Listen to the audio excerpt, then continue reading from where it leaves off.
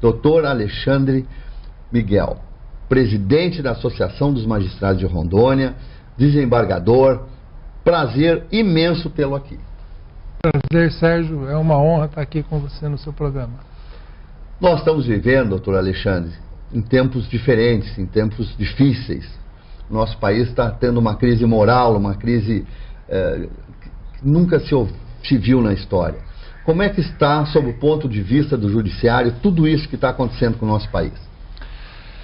Olha, o judiciário está sendo protagonista de boas ações nesse contexto, né? Veja você que muitos desses problemas que hoje têm surgido têm virado roteiro de tribunal, né? É verdade. Assim como os Estados Unidos adoram um filme de tribunal, isso está vindo agora no nosso contexto, tamanha a eficiência que o judiciário vem atuando nessas causas, nesses problemas, principalmente no âmbito da Lava Jato, enfim, de outras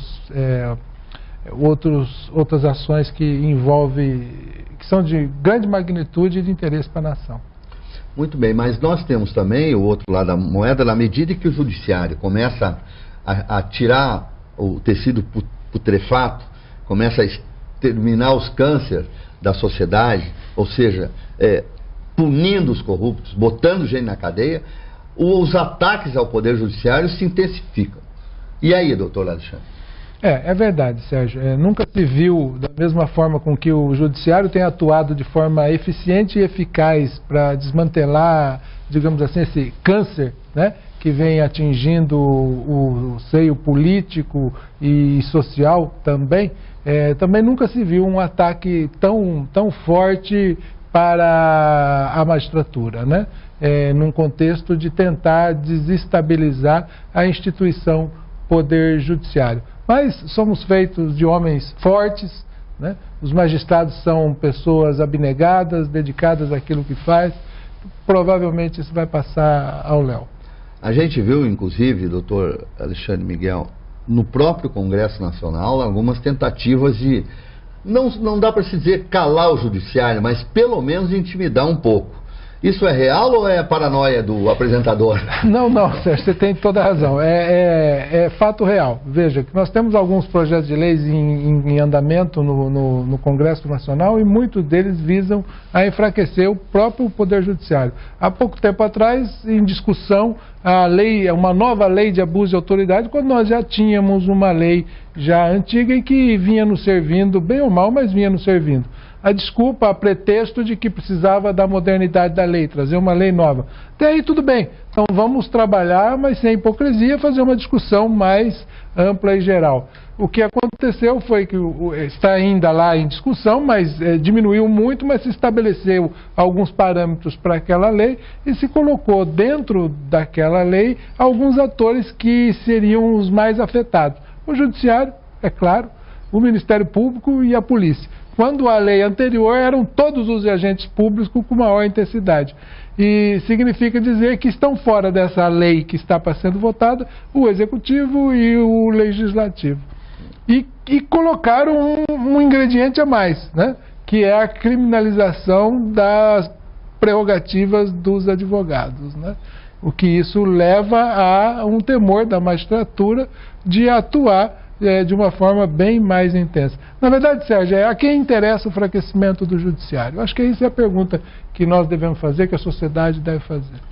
Nesse contexto dessa tentativa de enfraquecimento, dessa tentativa de ataque ao judiciário, a AMB, a Associação dos Magistrados do Brasil, emitiu uma nota muito forte essa semana, que inclusive nós reproduzimos, o nosso querido Beni Andrade já leu com esse vozeirão que Deus deu a ele, no programa dos Dinos, nós reproduzimos nos nossos telejornais, e eu queria que o senhor falasse um pouquinho sobre essa nota. Por que essa nota e o que ela defende no geral, doutor Alexandre? Veja, essa nota vem justamente a calhar nesse momento onde os ataques ao Poder Judiciário têm se intensificado. E como eu me referi, são ataques, na verdade, para jogar uma cortina de fumaça nos problemas que vêm sendo desvendados, aliás, pelo Poder Judiciário. Né? Então, veja você, são circunstâncias que a sociedade precisa estar atenta. É obrigação nossa do Judiciário, aliás, chamar a atenção da população a respeito disso, dessa situação orquestrada de tirar a atenção dos grandes problemas. Vejam, recentemente tivemos aí a apreensão de 51 milhões do seu GEDEL no apartamento funcional. Uma denúncia oferecida contra 2 ex-presidentes da República, onde se pretende se ressarcir 6,8 bilhões de reais desfalcado dos cofres públicos. E aí vem a cortina de fumaça dizendo que o magistrado recebe isso ou aquilo, enfim. Pois eu ia entrar nessa seara agora. Essa questão que está sendo batida depois de muito tempo, de que os juízes têm super salários, que os juízes estão ganhando demais, faz parte dessa cortina de fumaça? Ou, por outro lado, é até bom que se discuta isso para que a sociedade saiba o que está acontecendo realmente? Eu acho que a gente precisa discutir, se for para discutir a questão salarial, a gente tem que discutir sem hipocrisia e analisar todos os agentes públicos e todas as categorias o vencimento. Veja, inclusive deputados, senadores, enfim, de fazer uma varredura e uma avaliação do serviço que se presta e o valor correspondente a isso. Precisa ter esse parâmetro. Agora, falar e acusar e jogar alguma fumaça, isso não contribui em absolutamente nada. Veja, nós tivemos agora essa semana o lançamento da Justiça em números pelo Conselho Nacional de Justiça. São 100 milhões de processos sob a responsabilidade de pouco mais do que 15 mil juízes no Brasil inteiro. Vejam só, 100 milhões de processos. Os magistrados, é preciso que se diga, a carreira, são agentes de Estado. Desenvolvem um trabalho de grande responsabilidade e interesse social. Precisa de ter uma remuneração condigna. Eu preciso lhe perguntar, porque o nosso telespectador vai me matar se eu não perguntar. Essa história de a polícia prende e a justiça solta é real ou é mais uma injustiça contra o judiciário? Boa pergunta. Boa pergunta. Veja, precisa olhar talvez isso em duas vertentes. E vou, assim, em linhas gerais, falar sobre as duas vertentes. A primeira, basta olhar os presídios Brasil afora. Se estão sobrecarregados ou se estão vazios. Então, é óbvio que o que se tem visto ultimamente é uma superpopulação carcerária. Então, me parece-me que isso não é talvez realista dizer que a polícia prende e o judiciário solta. Segundo, o juiz, o magistrado, ele cumpre o que está disposto na lei. Se precisa de ser mantido, precisa então alterar a lei. E no mais das vezes, isso a história do direito mostra, no mais das vezes o próprio Poder Executivo, por deficiências próprias, pede para elaborar leis brandas para que justamente não tenha que construir mais e mais e mais presídios. Ou o próprio gestor não correu o risco de ir para dentro deles, né? Também. No contexto atual é algo que não é muito distante. Então, veja, precisa pensar bem nessas circunstâncias, né? Para se falar algo que a polícia prende e o judiciário solta. E diga-se mais, e aí coloco mais um ingrediente. Para o judiciário soltar, ele avalia tudo. O judiciário os juízes avaliam tudo. O judiciário é um suporte para o Estado democrático de direito. É para o bem de todo, inclusive da população em geral. Né? Nós temos que analisar isso daí. O juiz não solta porque quer, solta porque a lei assim o determina. Então, viu, essas coisas que a gente se habituou a falar, é sempre bom a gente dar uma pesquisada. Eu sou um deles que cometa esses erros, de generalizar as coisas. Eu não estou dizendo que é só o telespectador, não. Eu também uso de vez em quando essas verdades, que na realidade são um pouco diferentes. Não, mas é possível que em algumas situações específicas isso ocorra. Mas vejam, existem outros atores nesse contexto. Existe o defensor público, existe o promotor de justiça, existem os recursos da lei processual que permite que essa questão de uma eventual liberdade concedida e que não deveria, seja levada à instância superior para análise e saber se a pessoa então vai ser presa ou não. Esse é o contexto. Antes de ir para o intervalo, eu ainda tenho uma pergunta sobre a participação da justiça em causas importantes. Por exemplo, agora a segunda instância pode determinar a prisão de um condenado. O que o senhor acha disso, doutor Alexandre? Havia uma posição inicial do Supremo, no começo dos anos 2000, que dizia que a pessoa só podia ir para a prisão, e isso interpretando a norma processual e também a Constituição, dizendo que só poderia ir para a prisão esgotado todos os recursos. Ou seja, daquilo que se diz que transitou em julgado. Só a partir daí. Mas veja, isso fez com que o próprio Supremo começasse a reavaliar a questão de uma natureza sob outro ótico, que estava gerando, inclusive, algum grau de impunidade para a própria população. Então, a Suprema Corte reviu esse posicionamento, estabelecendo que a partir do julgamento de segundo grau poderia ser determinada a prisão da pessoa. E por que isso?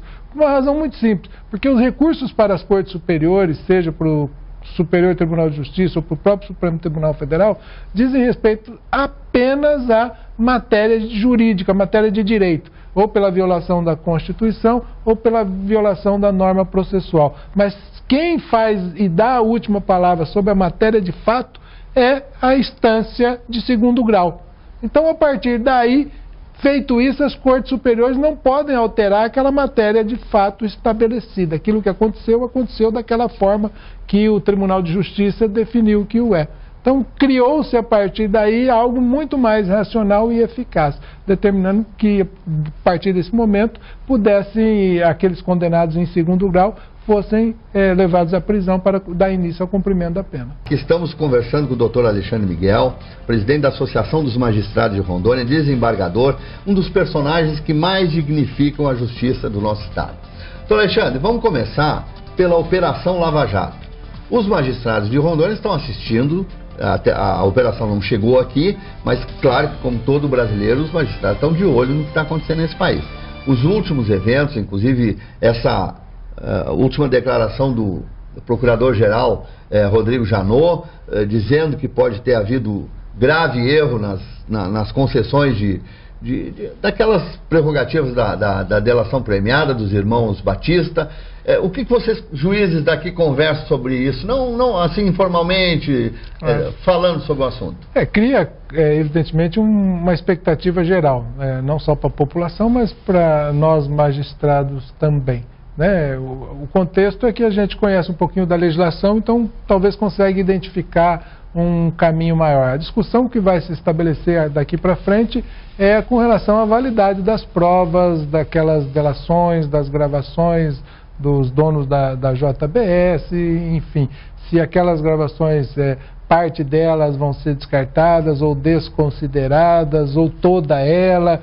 Isso pode comprometer, sobre alguns aspectos, a própria rigidez dos processos. Mas tenho certeza que o nosso Supremo Tribunal Federal, mesmo aí colocado num contexto de alguma dessas gravações, que, meu modo de pensar, até onde eu pude ver e distinguir, são fora de qualquer contexto, a não ser uma tentativa, inclusive, de fragilizar mais uma vez a magistratura, conhecendo muito dos componentes ali do Supremo Tribunal Federal, sabemos que eles terão a razão suficiente para resolver isso e resolver de forma rápida, que eu acho que é o que a população espera, a nação precisa, aliás, que isso seja resolvido de uma forma bem séria. Eu quero continuar nesse assunto, mas queria a sua opinião, como magistrado, como presidente da Associação de Juízes, sobre essa visibilidade dos ministros do Supremo. O senhor acha que eles estão agindo corretamente, ou o senhor acha que eles deviam se tornar um pouco mais contidos e se pronunciar mais nos autos? Qual é a sua visão sobre isso? Nós temos uma legislação que é o Estatuto da Magistratura. Ali tem alguns predicados, e um deles, por incrível que pareça, fala da necessidade do recato do magistrado. Ou seja, ele não pode, qualquer magistrado aí, me refiro, tanto do primeiro grau até do Supremo Tribunal Federal, ele não pode, ou pelo menos não deve, comentar sobre decisões alheias, comentar sobre casos que estão sob seu julgamento, enfim. Daí porque há essa natural contenção dos magistrados, com relação a comentar episódios ou processos alheios. Mas, enfim, é da natureza humana que tem, às vezes, algumas ovelhas negras e tudo mais que sai desse contexto. É natural que naquele universo, né, tenha um ou outro que tem, pelo menos, a vontade ou a necessidade de dizer, né, da natureza dele, da forma como ele age, enfim. Se nós formos ver, por exemplo, e aí falando especificamente do ministro Gilmar, basta ver a trajetória dele. Ele é uma pessoa que ele é polêmico por natureza, mas se olharmos para trás, ele é uma pessoa previsível. Vocês têm conhecimento mais ou menos da forma como que ele raciocina e pensa dentro, que ele vem desde no início, né, pensando, tendo o raciocínio voltado de uma determinada forma. Então não surpreende muito as declarações dele, pelo menos a mim não. E o doutor Sérgio Moro, como é que os magistrados o veem? O veem como um herói da categoria ou como um juiz que está cumprindo seu papel? Qual é a visão que vocês têm dele? Olha, o juiz Sérgio Moro, ele tem desempenhado um trabalho fabuloso, né? É um trabalho de peso, de fôlego. O que ele tem sofrido, evidentemente, falo sem conhecer a intimidade dele, claro, mas o que ele tem sofrido de pressão de toda a forma, social, política, porque onde ele vai é ovacionado e tudo, mas ele tem se mantido numa linha, numa postura digna ou de dignificar a magistratura. Esses dias atrás eu vi até um filminho a respeito dele, ele entrando acho que num shopping, né, e sendo ovacionado. Até aí tudo bem. Aí a pessoa que grava fala, olha, vejam quantos seguranças acompanham esse juiz, como será que não deve ser a vida dele? Então vejam o que isso traz. Ele trabalha, faz o seu papel, em consequência, ele tem toda a tua rotina, a sua vida alterada, né, de uma forma drástica, tem que andar com segurança, enfim, a sua família, os filhos, tem todo que ter uma proteção, uma vida diferenciada com relação a isso, né? Pois eu transfiro essa pergunta para cá, doutor. O senhor que é o presidente da associação e que representa a sua categoria. Vamos pegar o senhor. O senhor tem mãe, tem pai, tem família, tem filho, tem esposa, tem amigos e tem que cuidar com tudo que o senhor faz. Como é que ter uma vida assim? Vale a pena seguir essa carreira com todo esse sacrifício? Vale a pena. Vale a pena porque nós trabalhamos em prol da sociedade, né? O Poder Judiciário, os magistrados trabalham para resolver problema e dar estabilidade à sociedade. É esse o grande foco nosso, é intensificar o papel da democracia, fazer com que a sociedade tenha a necessidade de cumprir determinadas regras. Por isso que é muito importante, Sérgio, que a população reconheça essa importância do judiciário e reconheça o que tem acontecido ultimamente, de tentar desvirtuar ou denegrir a imagem, enfim, ou enfraquecer o poder judiciário. Isso só vai trazer um caos para a própria sociedade. Um judiciário fraco não vai ter condições de solucionar os litígios a qual a população entrega a confiança do judiciário. Como eu me referi, são 100 milhões de processos por uma população de 200 milhões de pessoas. É muita coisa, é muita coisa. É um processo para cada 2 pessoas, 2 habitantes. Pois é demais, é demais. E aqui em Rondônia, desculpa te interromper, aqui em Rondônia nós temos 3 magistrados com segurança pessoal por ameaça de, enfim. É verdade, tivemos recentemente uma ameaça pública dos criminosos aí contra o juiz, mas eu nem quero dar muita atenção para isso, para que não se divulgue essa bandidagem. Os bandidos têm que ficar na cadeia, lá o lugar deles. Nosso judiciário de Rondônia, nós já damos exemplos e fomos copiados por outros judiciários. O que mais o senhor destacaria, por que o judiciário de Rondônia tem esse destaque? Qual é o motivo disso? Olha, a propósito, com o lançamento dessa justiça em número, o Tribunal de Justiça de Rondônia, e digo não o tribunal em si, mas o Poder Judiciário do Estado de Rondônia, isso significa primeiro e segundo grau de jurisdição, ficou em segundo lugar de produtividade entre os tribunais de porte pequeno, e são muitos tribunais de porte pequeno, que é dividido em porte grande, médio e pequeno. Veja, isso é um estilo que a Justiça de Rondônia aplicou desde, né? Desde a criação do Estado, muitos vieram para cá, os bandeirantes de Rondônia, e dentro da magistratura nós temos inúmeros bandeirantes, né, que viemos aqui para trabalhar em prol desse Estado. Então todos dão o sangue, dão a sua dedicação. Veja, nós nesse mês de setembro, o Poder Judiciário de Rondônia já recebeu pouco mais de 145 mil processos. Nossa. Dentro desse número já se resolveu também quase 100%, 91%, 92% de causas resolvidas daquilo que entrou, numericamente falando, né? Isso não quer dizer que o processo que entrou esse ano foi resolvido esse ano, entendi. Até porque tem um acervo grande ainda em tramitação, né? Então são todos muito comprometidos com a sociedade, com a justiça. A qualidade dos nossos magistrados, nós perdemos para alguém feio, assim, de goleada, não? Não. Os nossos juízes são juízes muito bem formados, eles passam por estudos, reciclagem jurídica, cursos, aprendizado. Veja, por exemplo, com a chegada das usinas aqui, quando as usinas vieram, era uma novidade para todos, né? Inclusive para nós do Judiciário. Então arregaçamos a mesa, fomos estudar, fomos procurar saber como que é o mecanismo, quais são os impactos que isso advém, não só ambiental, mas social também, né? E isso fez com que o Poder Judiciário daqui desse vazão aos problemas que foram surgindo. Isso me dá uma possibilidade de ampliar um pouquinho esse assunto. Nós estamos, cada dia o mundo está se modernizando. Crimes que eram crimes que não existiam há poucos anos, agora são crimes. Por exemplo, a questão das redes sociais, da internet, a questão da homofobia, a questão do estupro não é menor, vulnerável, né? De vulnerável, a questão de violência doméstica. Exatamente, essas coisas todas desembocam lá no judiciário. O juiz tem que se atualizar seguidamente, como é que ele se adapta a essa nova realidade? Constantemente os juízes têm que fazer uma reciclagem sobre temas jurídicos e não jurídicos.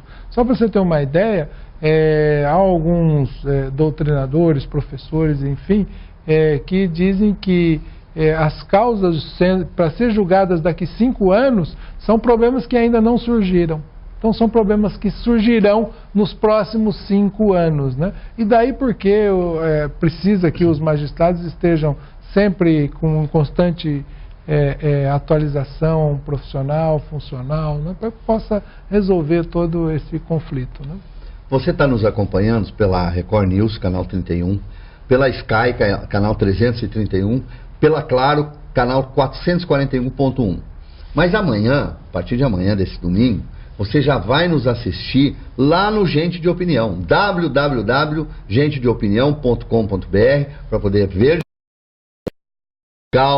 a gravação de todo o programa que vai ao ar lá pela internet para Rondônia e para o Brasil e para o mundo, né? Porque a internet hoje é mundial. Eu e o doutor Alexandre vamos estar na sua casa, esteja onde você estiver, pelos 3 canais de televisão e pelo site Gente de Opinião e outros sites do interior do estado que também nos dão a honra de reproduzir nosso programa. Doutor Alexandre, nós temos mais algum tempinho. Eu gostaria que o senhor deixasse uma mensagem à comunidade regional, aos rondonienses, ao nosso povo, sobre o judiciário, sobre de que forma o povo pode ajudar a justiça, de que forma a justiça pode ajudar o povo.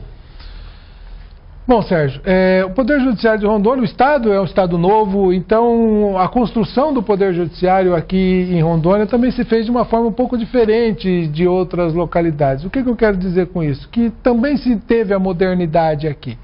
Então, muitas de determinadas situações que ocorrem Brasil afora, e eu digo de forma negativa, né? Quando se vê algumas notícias, pode reparar que dentro do contexto regional isso não existe.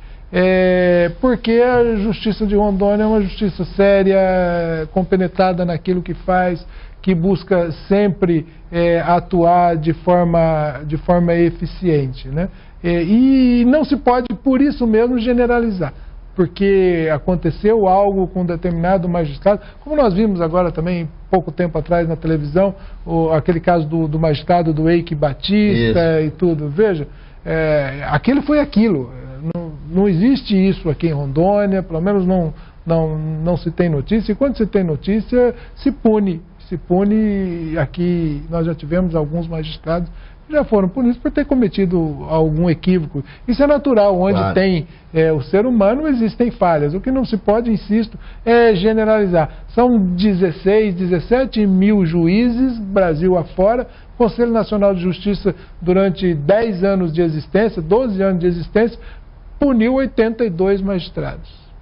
Então, são números insignificantes se você... No contexto todo, né? No contexto. E Rondônia não foge a essa regra. E o que temos, e aí reitero, Sérgio, é a necessidade da população estar atenta do fortalecimento do judiciário, da necessidade de se acreditar no trabalho que é desenvolvido pelos magistrados, principalmente os magistrados de Rondônia, que são, como eu me referi, é um trabalho muito sério, muito honesto, em prol da própria população. E não se deixar levar por esses comentários maldosos, digamos assim, que visa apenas desviar a atenção das coisas erradas que têm se passado por aí. Eu me refiro, inclusive, muito honesto no que digo, né, na questão do salário do magistrado. O magistrado precisa ganhar com dignidade, justamente para que ele, primeiro, não tenha problemas de ficar pensando em como ganhar dinheiro para poder decidir as suas causas. E segundo, não tem influência externa com relação a isso. Já se disse... Tem total independência. Já se disse por aí que o controle do bolso de uma pessoa é o controle da sua própria vontade, né? Muito bem. Então, é nesse contexto que a gente tem que pensar. Você assiste esse programa como assistiu pela Sky, pela Record News, pela TV a cabo. E a partir de domingo, no site Gente de Opinião, toda a entrevista na íntegra. Para o Brasil, para Rondônia, para o Brasil e para o mundo. Até mais.